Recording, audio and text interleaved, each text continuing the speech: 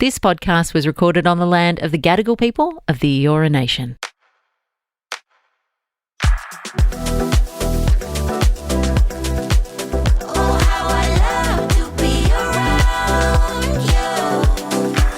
Guys, welcome back to another episode of Mad About You. You are here with Jadé and Lachie. Yep. You're supposed to say something. Are you wanting me to come in there because you don't know what to say next? You were supposed to say, hey guys, what's up? No, they know it's me and I'm here. All right, well. Keep introing. I'm loving this. You've made me panic now. You got this. I'm going to start again. Oh my God. You've Sorry, totally guys. thrown me out. All right. I'm not going to look at you, do you think? No, look at me because we're having a conversation. Hey guys, welcome back to Mad About You. It's Jadé and Locke, and we are doing another episode of our Ask Mum and Dad segment because you guys had so many questions for us last time we couldn't get through them all. Yeah, and we saved some of the best ones for this episode, so we thought we'd tease you with a couple and then get into some juicier ones this week. First question we have for you is, hey guys, I've recently started seeing this guy on Hinge and I think I like him, but he suggested we go on a camping trip, which he knows I like, together this weekend. It sounds nice in theory, but we've only been on a couple of dates, and I feel like going to a remote place in the wilderness with a guy that you don't really know that well isn't very safe. I don't want to say no, though, as I don't want him to think I'm not into him. Help. Yeah, you might need help if you go, though. So, that's a tricky one. That's hard because I have probably said yes to some questionable dating scenarios. Like? Well, okay, I'll get into it. I'll do like a shortened version. I went on a date once with this guy. He was really lovely. We went to Italian and then we picked up his friends, two of them. Were you like asked if this was okay? Yeah, he asked. He's like, do you want to, my mates are just, do you want to hang out? And why did you say yes? well, it was friendly. Like we were kind of getting along as friends. So I was like, it wasn't okay, whatever. I'm gonna having be a second date. Yeah, kind of. That's the vibe that I was. Why didn't you just say drop me home and go hang out with your friends? That's fine. Well, I was young and I wasn't doing anything and I was like, sure, whatever, we'll pick up your friends. So we picked up his friends. Lovely guys, really sweet, funny. One of them brought a taser though. That was funny. That's not funny. Well, this is what I mean. So anyway, we're just literally driving around and then one of them goes, oh my God, you know what we should do? There's a ghost tunnel in Picton, right? There's apparently this old abandoned train tunnel that's famous in Picton for being haunted. So if you guys are familiar with this, feel free to write in. Tell us if you have experiences with it because I love ghost stories. But I thought you were going to say, tell me if anyone's been on a quadruple date to Picton ghost thing with a guy with a taser. Yeah, so basically my survival instincts are slim to none in this situation. But I have gone, yeah, cool, let's go to the ghost tunnel in Picton, right? It's like a 1.5 hour drive out of Sydney or 2 even. So we commence... Guys, you can't see my face right now, but I'm actually dumbfounded that my wife has done this. We commence our commute out to Picton. We're having fun, just, jolly good time, whatever. It's gotten dark now. They're tasering each other. It's great. It's getting dark now. So we've pulled up and there's other groups of young people around the area that have all obviously gone to explore this ghost tunnel. Now, you had to jump a fence to get in. So I didn't do that because I am a law-abiding citizen. So I sat in the car by myself, basically, while the 3 guys went.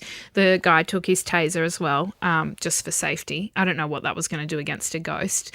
But I was left in the car next to a cemetery, of all places. That was kind of terrifying. I'm really scared of ghosts, by the way, guys. So this is just, for some reason, I don't know why I did this, very out of character. Oh, imagine being scared of the ghost but not the taser. What's wrong with you? So anyway, I'm in the car, 15 minutes goes by and I hear screaming and I look in the rearview mirror and these 3 fully grown men are sprinting towards the car. One of them's tasing the air behind him. Oh my God. And then they all get in the car, jump in the car. They're like breathing heavily. They're like, we heard voices. We heard there was like a little girl's voice in the tunnel. Yeah, did you say there's 10 other cars here? You probably heard the other people. Yeah, I did say that. I did suggest it could have been someone hiding in the bushes just playing What? tricks on everyone. Anyway, and then they dropped me home and that was the end of the date. But look, the point of this story is, apart I was from... going to say, I hope we get to it. Well, it was all very innocent, right? In what was seemingly a very questionable scenario. So my instinct is to tell you not to go camping on this date with this guy because you've only really met him a couple of times and it sounds a bit how you going. However, there are scenarios where these things are completely innocent and younger me would have said, yeah, why not? Yeah, but I also think they're like vastly different, right? Yeah, they are. I'll give you just a slight example. Maybe you can rethink your childhood dating experiences. You hate ghosts, demons, spirits, all these things. The person's gone, hey, do you want to go and experience this thing that you absolutely hate with people you don't know and they'll carry weapons? And then you've got this guy who's been dating this girl. It says like we've been dating for a few months. Yeah. And then it goes, he knows that I really like camping, so he's invited me camping. Like, as in, Did it say a few months? I thought it said only a couple of dates. This is important information. Yeah, a couple of dates, but that could be over a couple of weeks. But as in, he's invited her to do something that she really likes. You know, that's a bit different. But wouldn't that concern you that he's reeling her into this unknown space? Mate, trust me, you not one to speak on this. You got reeled into Picton with 4 blokes with tasers to go and find ghosts. Only one taser. Oh, fair enough. And I'm perfectly fine. Yeah, I mean, I don't disagree. It's definitely something to think about, being invited into the wilderness with someone that you don't know super well. But that being I reckon said, get to know him a bit better first. Yeah, I think you're maybe not going to go somewhere secluded with someone you've only been on 2 dates with. It's giving Netflix doco. Yeah, maybe tell him that if he invites 3 friends and brings a taser, you'll consider.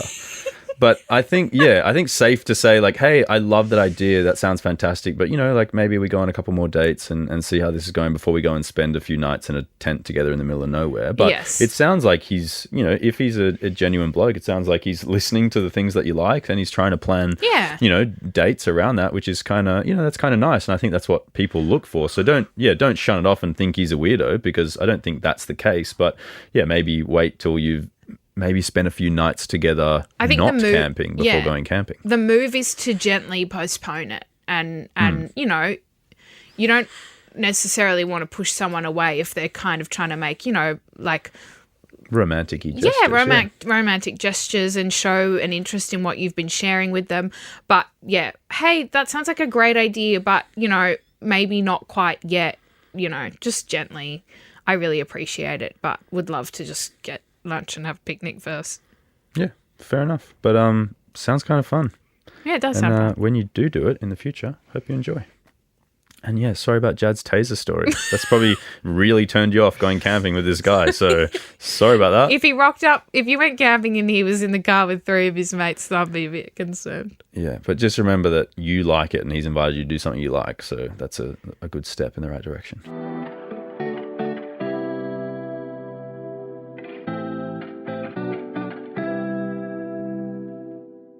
Next question we have. Oh, these ones make me sick. But here we go. Oh. What are we in for? Oh, just wait. All right. They say, Mum and Dad, this one is really tricky. I'm friends with an engaged couple, and a few weeks ago we went to the groom-to-be's bucks party. There was a lot of booze and other stuff happening, you know, like normal bucks stuff. Sure. There was a bunch of strippers there, and the groom disappeared with one of them for an hour or so into a bedroom. I'm friends with the groom, but I'm really good friends with the bride-to-be. I am so torn what to do. Oh, man. Why do people do this before getting married? Doesn't make sense. That's just so wrong. Hit me. What would you do, Jad? You're at a hen's night. In that scenario. You're at a hen's night. One of you girls goes into a bedroom with a stripper for an hour, and you are mates with the groom. I think 5 minutes later, I'd be knocking on that door going, what's going on, babe? Or you'd interrupt. Of course. What kind of friends is at this bucks? Sure. Well, maybe they're just boozy, having a good time, not really thinking about it. Like, you know. You haven't noticed that the main person that you're there for has disappeared in a room with a girl who's not wearing any clothes? Yeah.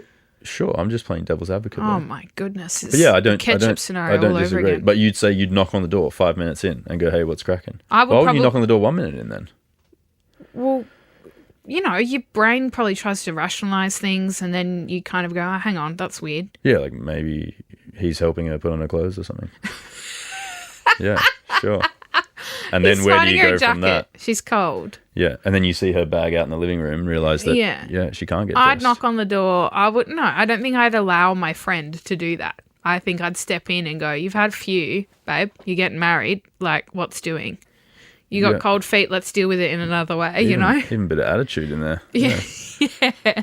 Okay, so you wouldn't let it get to an hour is what you're saying? Absolutely not. And why did all of his boys let him get, like, you know, how did that eventuate? Yeah, sure. Maybe your mates aren't as close with your partner. Yeah, I don't really know. But what do you do on the other side of it as well? Like, that's what you would do, but what do you do after the hour? Like what? I really don't know in this scenario what the right thing to do is when you're friends with both of them, because I feel like it's an inherently awful thing to have happened. And I think I would feel like I'm not very good at keeping secrets even when they're good. So I don't know how I'd keep this terrible secret, you know? That's not a bad thing. And look someone in the eye every day knowing that their partner has been unfaithful right before their wedding. Like, I think I'd be inclined to have a chat to the person and go, hey, like, what happened? Firstly, why were you in there for so long? Yeah, but are you going to believe them irrespective of what they tell you? So as in if you're in a bedroom Ask alone the chick, with what secret does she have to keep? Like, for what reason? I'd be asking her. Yeah, okay. I'd go, hey, what happened in there? And if she could cheeky wink on the way out the door. So that's all it takes, just a cheeky wink. Yes, I mean, it's a little bit telling. Yeah, sure. I mean, yeah, I what would you do? I don't know. I would personally feel really bad allowing a marriage to start off the basis of that. Like, irrespective of how close you are to the, both people, the person that's not involved, the bride-to-be who's at home and has no idea this is going on. Like, I can't imagine you get home from this bucks, you go, how was it? And they go, yeah, it's good. And they don't tell you, and then you go to sleep next to them, and then you say your vows, and they've cheated on you with, a stripper a couple of weeks earlier. Like, it's horrible, but yeah, I don't know. I would like to think that I would say something. Like, I would like to think that I would, but that is an incredibly tough situation. To the bride or to the groom? Yeah, to the person that's not. Or I would probably try and chat to the groom first and go, hey, I think you should say something. I think you would. Yeah. I can see you in that scenario doing that.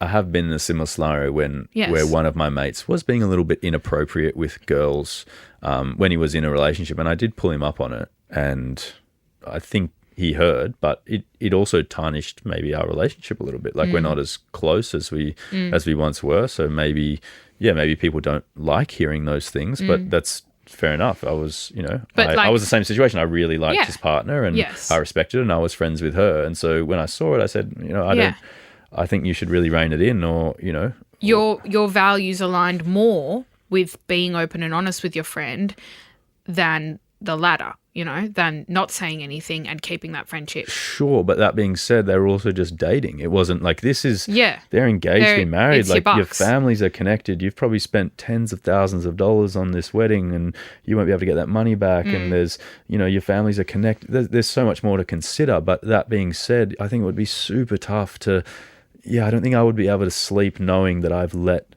two people start a marriage based on this lie. Oh, yeah, me either. I think that something would need to be said. I don't know to which party, and I don't know how, but I wouldn't be able to lay it to bed and just ignore the fact that it occurred. Yeah, and I don't think a lot of people would be like that. I'm sure a lot of people would go, fuck it, not my problem. Yeah, not my problem, which is, do you want those sort of friends around you? I don't know. But I think you have a chat to the groom who's snuck in that room and did some shady things, and you say, look, I don't think it's right. I think you need to tell your partner, and if you don't, I'll give you the opportunity, but if you don't, I will, you know? So nice. Yeah, I mean, it's making me sweat thinking about it, because I'm thinking about doing that, and that would be horrendous. Yeah. Like a horrendous position to be in as a friend. We don't feel for you. We're very sorry that you're in this scenario. I'm really sorry, but hopefully you work it out. And good luck. Yeah, let me know how it goes, actually. Follow up. Love to chat about it. All the best, but a horrible situation to be in. I feel for you. All right, guys. Now a little bit more of a lighthearted one, I think. It says, hey, guys, I really want to get some advice if you have the time. I've met the guy of my dreams. He's handsome, artistic, smart, everything I could ever want in a guy. There is one problem, though. He doesn't believe in monogamy. He told me this before we started hanging out, and I thought I'd be okay with it, but I've realized I'm really not. I really don't want to lose him. Can you give me your thoughts? That's really hard. The old classic, get in the relationship and then try and change them. Yeah. Yeah. Yeah, that never works, does it? I mean, he's been honest with you from the outset. Yeah. So you kind of... Yeah, he hasn't really done anything wrong, No, technically. absolutely not. You can't hate on him He hasn't done for anything wanting wrong. to live a certain lifestyle, which But is, each to their own. You have dug your own grave a little bit. You've let yourself get involved. Okay, let's not tread on her too much. Let's sorry. help her get out of it. I'm sorry. Yeah, so what should she do? I mean, if you want to be in a monogamous relationship, isn't it obvious? To me, yeah. He's not your dream guy. Yeah, I agree. Like, sure, he's ticking a lot of boxes, but surely one of them is being faithful. Yeah. That's a pretty big box, I reckon, for me. I think that when people have the monogamy, polygamy thing and different people are open to different things, there's such vast different ends of the spectrum. Like people who want monogamy just want the one partner, and seeing their partner flirt with someone else might make them feel uncomfortable or 100%. jealous.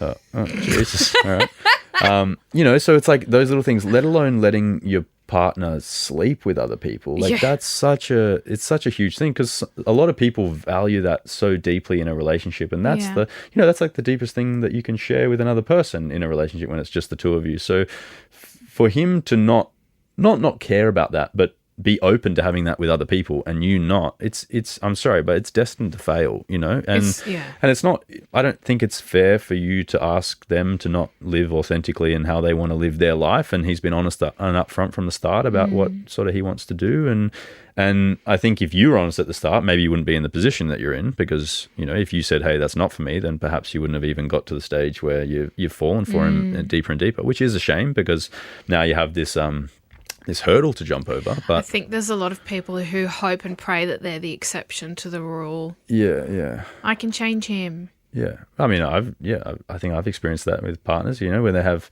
certain things or behaviors that you start the relationship and you see them and you go, look past it. I hope that maybe they'll change or they'll shift that sort of behavior, and then they don't, and then you're in the position where you go, okay, this is not going to work because I'm not okay with that behavior, and it looks like you're in a similar boat. But yeah, monogamy and polygamy, I think if you're down for one, you're not down for the other, and I think it'll be unfortunately hard to make it work. Unfortunately, this is just one of those scenarios where it's just not going to work. Yeah, it's just never going to work.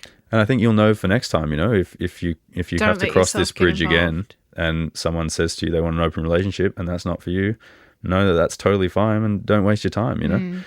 And speaking from someone in a monogamous relationship, it's fucking beautiful. So I couldn't suggest it more. Hold out and wait for your dream man, and your dream man is going to be aligned with you, with your values. So I don't think this person is dream man, and stop thinking about them like that, because that's going to make you sad.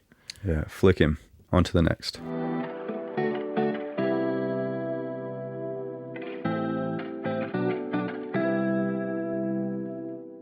All right, guys, another question, which is a bit of a tough one, but something we can definitely discuss is, hi, Jad and Locke. I've been struggling with this for some time. I started dating a guy who is divorced because he cheated on his wife. Now he has done absolutely nothing to suggest that he has or will do the same to me, but I can't shake that feeling because of what he did in the past. I find myself being a bit of a crazy person whenever he's on the phone, wondering who he's talking to, and I'm often angry at him when he really hasn't done anything wrong. What should I do? That's really interesting, isn't it? Because even if you're not the person who has, their trust broken, you still are struggling to trust this person. Like, so imagine what it must be like trying to stay in a relationship with someone that's been unfaithful. The saying, once a cheater, always a cheater. Do you believe that to be true? Yeah, I think once have the capacity to cheat, has the capacity to cheat again. Because I'm sure there's people who have been unfaithful and then have not been unfaithful. Like as in, it's been a one-off thing. Not saying that it's okay to be a one-off thing. But as in, I think once you have that, it's obviously like a switch that you can flick off to not care about your relationship, partner, kids, whatever it may be. I think, knowing that you have the capacity for that and you can flick it off means that you could do it again, which is going to be scary. Which and is what this person's thinking. Well, you're obviously experiencing that, which is absolutely horrible. But that, and I totally sympathize and understand, because I would be in the exact same situation as you. It's like knowing that someone has the capacity to do that, and then seeing them act in a way or do behaviors that might be totally harmless, but you're viewing them in this, in a way, thinking perhaps he's doing something shady, and I don't think that's a healthy way to have a relationship, but then also just live your life in that constant state of fear. People have trust issues with people in entirely new relationships who don't have a history of cheating because they've been cheated on in the past even. It has nothing to do with this new relationship, but they just feel like someone's going to do something wrong by them. So I can't imagine how you would feel knowing that this person that you're seeing has done something really shady. And also, I wonder, obviously I don't know, but hypothesizing, are you the person that he cheated with? That, obviously, I can understand the fear then, Even because worse. you're the person that he's moved on with, so he has the propensity for it. But then also, if you're not the person that he did it with, is he just like open and honest and Has just like shared bragging about that with you? like cheating on his wife? And Maybe- because I feel like if that's something that you did do, might be something you want to keep to yourself in future relationships. Not Really? Well, I don't think it's going Maybe to he's- bode well for you. Yeah, but maybe he's trying to start, on a fresh page and turn a new leaf and doesn't want Yeah, to that's go like in. starting with a fresh page with scribble all over it. No, but like you and I are married, we know each other's deepest, darkest secrets, right? Like Sure. you go into that marriage knowing those things and accepting those things and accepting that person, and you can't start a new healthy relationship. I mean, yes, you can start it without knowing everything about that person, but I think that if you have plans of it going the distance, there comes a time where you do need to be honest about certain things. And Sure. maybe she inquired, oh, why didn't you and your ex-wife Yeah, work sure. out? Especially if you've been married before. That's a very warranted question to ask. Oh, I cheated on her. It would be wrong for you to not divulge that information if you had intentions of moving forward with a new perspective. Yeah, and I don't disagree with you, because we have spoken about this and we've said that we know couples who we don't think have been totally honest with each other about certain things that we, for example, know that one side wouldn't be okay with, and sort of we've discussed, and we think that it's fair to sort of divulge these things and give your partner the opportunity to be okay with them or not be okay with them, and that's the only way to Honesty is the best policy. to move forward in a healthy relationship and make sure that both parties are okay with because everyone's got a past. But Yes. that being said, like if someone has acted in a way or has done things that you're not okay with, then it's okay for that not to be okay for you. Yes. And if you weren't okay with him cheating with a partner, it is nice information to know so that you can make a educated decision about what to do moving forward. But I think in this scenario, you've kind of answered your own question a little bit, in that you've made it quite clear that you have no reason, really. He hasn't done anything wrong by you. So you've got to let up. You've got to trust him wholeheartely until he gives you a reason not to. And I understand that can be a bit difficult. Wait, I'm confused. So you're saying stay with him, and I think you have to give this person your trust if you want it to work. If you're seeing each other and it's turning into a situation, and it's maybe evolving. Right now, if he's given you no reason for you to not trust him, he hasn't done anything wrong by you, and you just keep speculating and you're creating this anxiousness, that's going to run the relationship into the ground, not necessarily his actions. all right. Well, we found where we disagree, because I wholeheartedly disagree with you. Oh, really? Yeah. What's really interesting about the fact that you're saying this is there was something that happened with you and I early on in our second kind of start of our relationship. Oh, Jesus. All right. And it upset me, and I was struggling to look past it. And I had a friend who said, you've just got to let it go. You're in a new relationship with this person, and if you want to move forward with things and you want to trust him again, Are you or talking about whatever. something I'd done in the past, or something like Yes. I'm actually confused. Yeah. Okay, so an act that I'd done in the past. You had done something, and it was preventing me from moving forward, basically. Does that make sense? I actually really want to know what this is. We can talk about it later. Oh, okay. We're leaving this off the pod, the details. Okay. But I'm saying that she said, you want to be with this guy? Like, she said, you know what she said to me? She said, are you going to forgive him? Like, Wait, did I do wrong by you, or was this in the past? it was by me, Oh, okay. but it wasn't when we were together, right? It was something I found out had happened when we weren't together. Gotcha. So, and she said to me, are you going to forgive him? And I said, well, yeah, I think I will eventually. And she said, well, then you've already forgiven him in your heart. What I'm saying is, in this scenario, like, this guy hasn't even done anything wrong to this woman, right? Yet. Yeah, but the reason why I disagree with you, and let me just come in, is because the feelings that she's having, you can't help but have them. So as in, she's not But you wanting... can help it. That's what I'm saying. You have to decide in your head and your heart to switch it off. You go, you know what? I'm telling myself now that this person has given me no reason to not trust him. Sure. So I need to trust him from this point on moving forward if I want this relationship to work. Otherwise, it's not going to work. It won't work. I'm telling you straight up. But I'm saying I think that the ability to switch it on and off, like you're saying, I think is probably easier said than done. And I think a lot of people would struggle with that. So if you're feeling these things and you are hesitant and you're, you know, every time they pick up their phone, every time they go out, you're wondering these things, it's all well and good to say, oh, just switch off, thinking that they're doing the shady things. I feel like a lot of people wouldn't be able to help that. So I think if you are feeling those things deep down inside, perhaps you're going, oh, maybe this is not right for me. I don't want to continue feeling these things. And maybe it's not right for you. Like maybe someone with a past of cheating, for example, is not the right fit for you. Perhaps. Yeah, I get what you're saying. We're allowed to disagree. No, well. I know. I just think if you really want it to work, my advice would be consciously reminding yourself that they haven't done anything wrong. Sure. And when those feelings bubble and you get anxious and you want to check the phone and you want to hear who's on the other line, and just remember, this is a new relationship. It's separate completely to the other relationship that he was in. And so far he's done nothing but show me, you know, love and respect. And sure. That's what I need to remember in these moments. Yeah, sure. I'm sure your brain can play tricks on you and make you feel certain things when they're unnecessary. But yeah, I think that's good advice. And, you know, for those that can't see past those things, maybe it's not for you, but if you do have the ability to do what Jad's saying, then it's, I don't know, it's probably the right thing to do.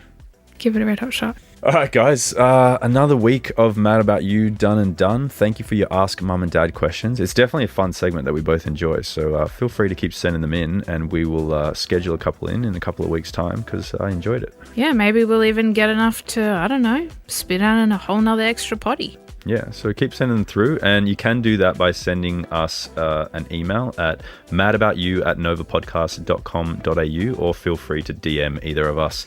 Now, guys, I know we say this at the end of every episode, but if you are enjoying the podcast, we'd love it if you could take a little time out of your day to leave us a review. It helps us a lot, and you know, it's nice to see that you guys are liking the pod. So we appreciate your time. Thank you for listening, and we will see you next week. See you guys.